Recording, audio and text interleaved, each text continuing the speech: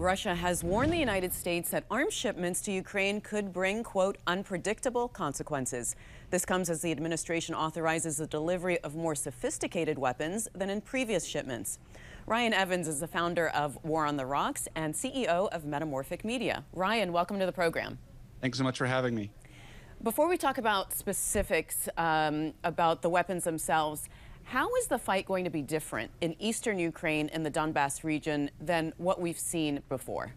Yeah, the war has definitely entered a new phase. Putin's opening military strategy was frankly disastrous, trying to fight on too many fronts.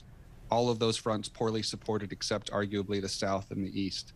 And so he's consolidating his effort towards the east in Donbass and trying to say that this is what he was trying to do all along. But this really makes it more of a war of attrition that is focused much more on a specific area of Ukraine's geography. So some people will be reminded when they see imagery coming out of this next phase of the fight of things that were happening in the world wars in terms of the intensity and the way troops are positioned and the way certain weapon systems are being used. And why is taking control of the Donbass region so strategically important to the Russians? I think it's really Putin trying to salvage something out of the wreckage of this disastrous war, because this war, no matter how this next phase ends, will be a disaster for Russia. So Putin, it's important for him to say, well, we pulled the Donbass out of it. And that's actually what we were trying to do all the time, he'll say, but that's of course not true. But the Donbass is where the fighting happened in 2014, of course, after Euromaidan, when Ukraine democratically ousted its dictatorial leader who was close to Moscow, who had killed protesters. And that's when Moscow, with Russian-backed separatists, took control of parts of the Donbass. And now he wants to take the whole thing. So part of the latest military aid package includes howitzers. Describe those and how the Ukrainians would use them. These are basically large cannons, just to simplify totally. And it's not just the United States giving them, but other European countries are looking at giving them as well. And these are large artillery pieces that are going to be useful for this sort of war of attrition where there's a recognizable front line and where forces are being pushed back. And it's crucial for Ukraine to have these weapon systems because Russia has a lot of them. Russia is short on people, but has a lot of kit. It has a lot of artillery and a lot of munitions. And that's what Ukraine lacks right now. So for Ukraine to protect its own forces from artillery, it needs artillery of its own. There are 300 switchblade drones, 11 Mi-17 helicopters that President Zelensky specifically asked for in the package. What will they be able to do in Ukraine? The switchblade drones are interesting. Well, basically, these are called loitering munitions, and they're different from drones. They're actually more like missiles. They're one time, one use. You use it, you lose it. They are fired either from a tube or some other system, and they're launched into the air. They find a target and they detonate on it. There are two different kinds of switchblades. It's unclear which ones the United States has actually sent to Ukraine. There's the 300 model and the 600 model. The 600 model is the really valuable one. It's bigger, it has some more range, but more importantly, it could take out tanks, which is what Ukraine really needs right now. As far as the helicopters, I'm not sure what their practical use in battle is going to be. I think Zelensky's been pursuing a sort of throw the spaghetti against the wall and see what sticks in terms of what he's been asking for understandable reasons. That's not a criticism. But it's not clear to me how useful these helicopters are going to be. Well, I mean, you know, you say asking for everything. I wonder why we didn't send these to begin with. Why didn't we start with these kinds of weapons? The Ukrainians have been asking for them for a long time.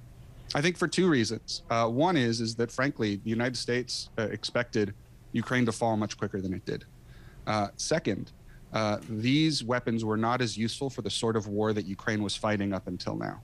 So whereas before Russian forces were spread out over vast stretches of Ukraine, the key was to deny Russia air superiority and to give Ukraine the ability to take out tanks. And for that, we provided lots of different systems, but most prominently, of course, Javelin anti-tank missiles, which have been used to great effect by the Ukrainians, as well as a variety of different anti-air systems, most of them man-portable, which just means a person can carry them around, that have been really effective in denying Russia air superiority. So those were the right weapons for the right time in the fight. And now that the nature of the fight is changing, new weapons are required by Ukraine if it is to continue to be successful in this war and drive Russia out of the rest of Ukraine.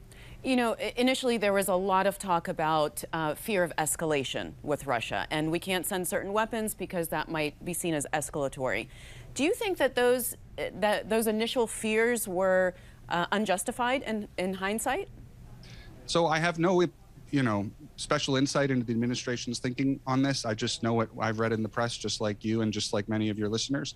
But my view on this is the escalation risk was less about which kinds of weapons were getting sent to Ukraine, but how they were getting there. So, for example, there was a big hullabaloo over the MiG-29, which is a Soviet-era aircraft that Poland had some of and wanted to give to Ukraine, but didn't want to take the risk on by themselves to give it to Ukraine, because, of course, that would involve at some point probably Ukrainian pilots flying them from Polish territory into Ukraine to fight a war, which could be used as Russia saying, hey, you're using NATO territory to launch attacks on Russian troops, which makes NATO countries a belligerent in this war. That's why Poland wanted to offload that risk on the United States and wanted the United States to give them to Ukraine from Germany. So in my opinion, it's less about what these weapons are, but how we get them to Ukraine and into the fight.